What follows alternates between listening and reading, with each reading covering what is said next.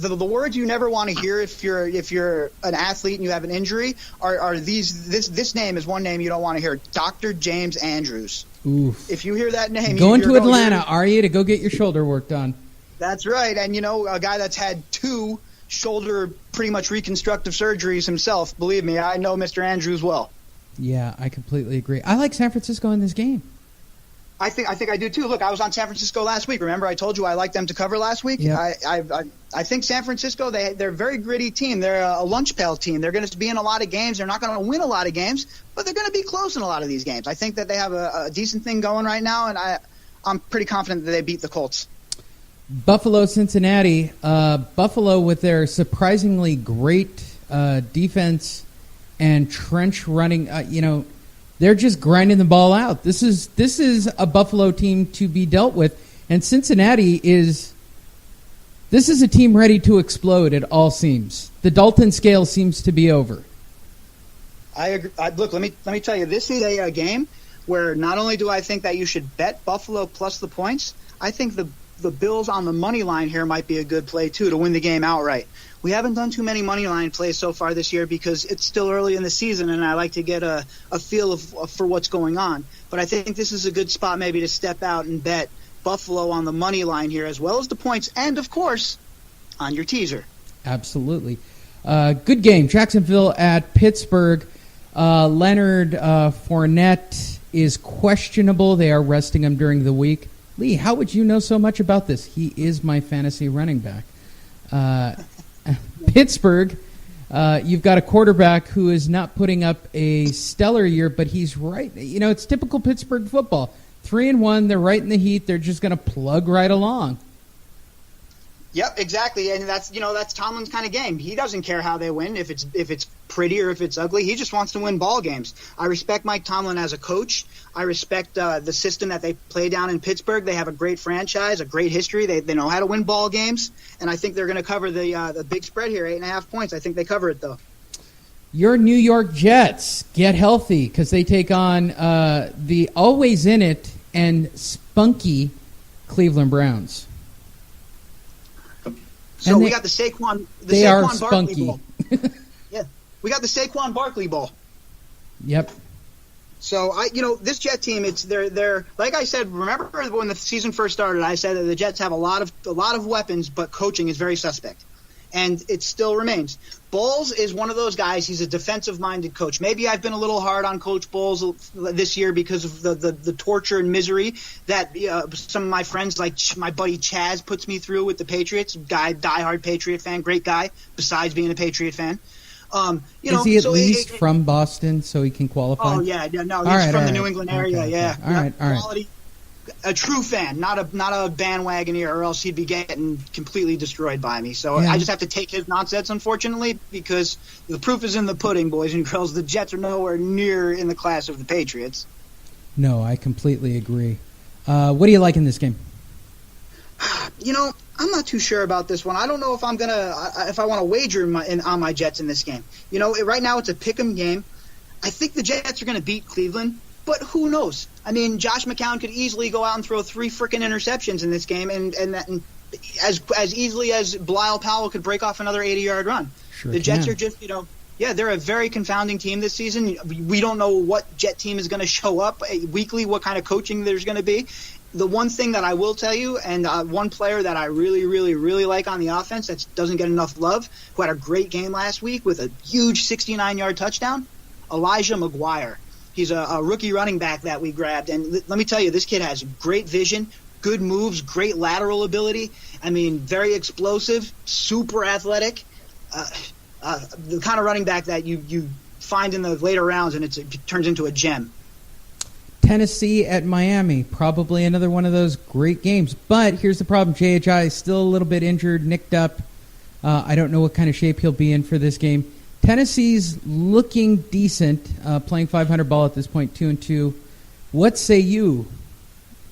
Here's what I think, and everybody who watches the NFL, everybody who wagers on the NFL, they all know you're never as good as you look one week or as bad as you look the next. Tennessee looked pretty bad last week. Yes, Houston gave them that was like a college football game or me playing one of my little cousins in Madden. That was a beat down I mean, come on. Deshaun Watson coming into his own, though, let me tell you, that's something to keep an eye on. Once again, by the way, another guy the Jets passed on.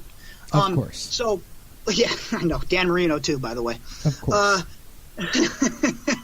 Oh, it's brutal, dude. I can't even go down that road right now. Enough misery in my life. At least you've got a Super Bowl. At least you got a Super Bowl. I don't. That's true. I'm a Chargers 69. fan. And I'm technically an LA Rams fan. I mean, at least we had a couple of decent years when I was a kid. But, dude, West Coast football blows. Oh, I lost you again. The Gremlins are back. Please hold. All right, Mr. NSA, you can stop friggin' breaking All right, up our Tennessee, Miami. Who do you like? I like Tennessee in this game. I think they bounce back. I think that they're better than Miami. Miami's terrible. Jay Cutler's a bum. That team's a joke. I call them the LOL. How does Jay Cutler keep getting away with it?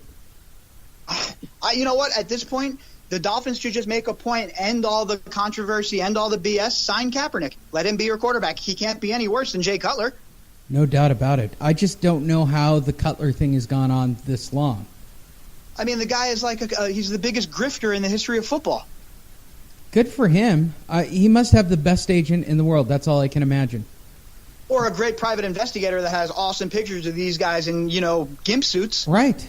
The best game of the week, no doubt, hands down, my humble opinion. Carolina at Detroit, both 3-1. This is a good game. Yeah, no, definitely a great game. This is an over. It's screaming overs for me. And it's dropped now too. It's at 43.5. That's where it stayed. It's been at 43.5. The public agrees with you. The public's on the spread. They're on Carolina right now. The spread, 51% of the people are on Carolina. So the public's flowing that way, and 51% of the people are also on the over. So what you got here is your typical Carolina to the over. What we call that's the usual bet you get in Vegas. The square bet. Whatever the best team is to the over. Why? You know why that is? The perfect little daily double. Why is it called the square bet? Yeah, it's called the square. Oh, no. They got him again.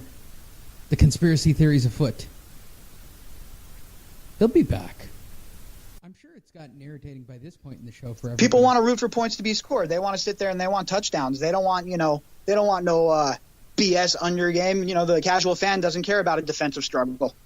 Strangely, I do. Arizona at Philadelphia. Arizona sitting at 500, 2-2. Philadelphia is legit. I mean, as much as I don't want them to be legit, I think they're real. Did I lose you on that statement? Yeah, just right at the end of the statement there. Okay, go ahead. Philadelphia at Arizona. As I was saying, I think Philadelphia's legit. They've turned my head. Yeah, and I think Arizona's crummy. I told you that last week as well. Yep. I don't think they're a good team. I don't think they have it together. I'm not a fan of the way things are going down there. I think Philadelphia is a pretty good bet at 6.5. See, we're under that touchdown. It's a one score wager. I really like that. If you tease that down at the 6.5, now you got them at a pick 'em as well. So I think that's a great spot. And I'll tell you what, that's probably the best wager on the board for Sunday. Chargers taking on New York Giants. How many points do I have to give up as a Charger fan? I know they're the favorite in this game. I believe that you guys are actually not the favorite. Yeah, the Giants are giving you guys 3 in the hook, 3.5. Deal. I'm telling you, for everybody who's listening, they're due. Like, you can't leave a team that's that close on everybody to get an 0-4 bandaged up, leaking vessel like the Giants. This is a get healthy game for the Chargers. Oh, I agree. This is a spot for the Chargers. I've been betting against the Giants the whole year. My trend's going to continue. I've been taking some flack from some of my loved ones, but at the end of the day, you got to bet with your head, not your heart. And the Giants, they don't have anything together this week. I mean, even last week when they had their bit of a comeback, they fell short. This Charger team, I think, is going to come into New York, and I think that they're going to be able to dictate the pace of the game offensively and defensively on both sides of the ball. I think the Chargers win this game, and they cover. I try to have faith. If you are a Charger fan, if they learn how to win, they might actually make it to 9-7 this season. Yeah, that's typical Jet stuff too. You got to be bad enough so you're out of the top 10 in drafting, and just good enough so you don't make the playoffs. Right. Well, it doesn't help that I'm in one of the toughest conferences on the planet. That's true. I mean, for me, it's just like as a Jets fan, every year since Tom Brady's been there, going into the season, you have like zero chance to win the division. Right, so zero. You're battling with the Bills and the Dolphins for second place every year.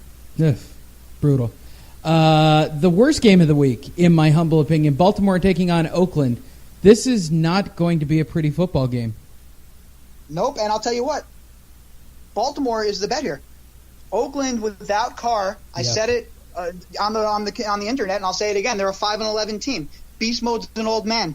He has enough juice to dance around on the sideline when they're kerbobbling the Jets, but he can't get anything going when he's on the field lately.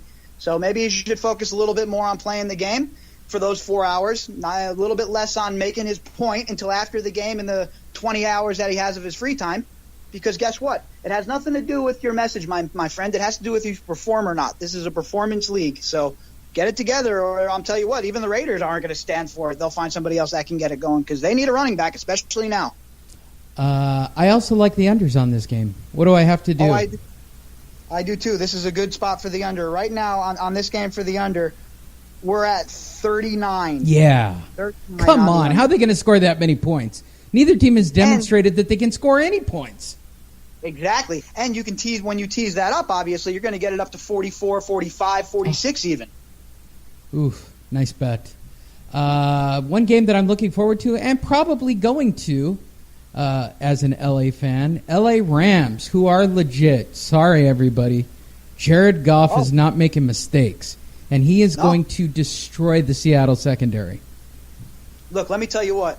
When they're coming out of college, I was really big on Wentz, and I wasn't so big on Goff because I had a couple of issues with the way he read defenses and whatnot.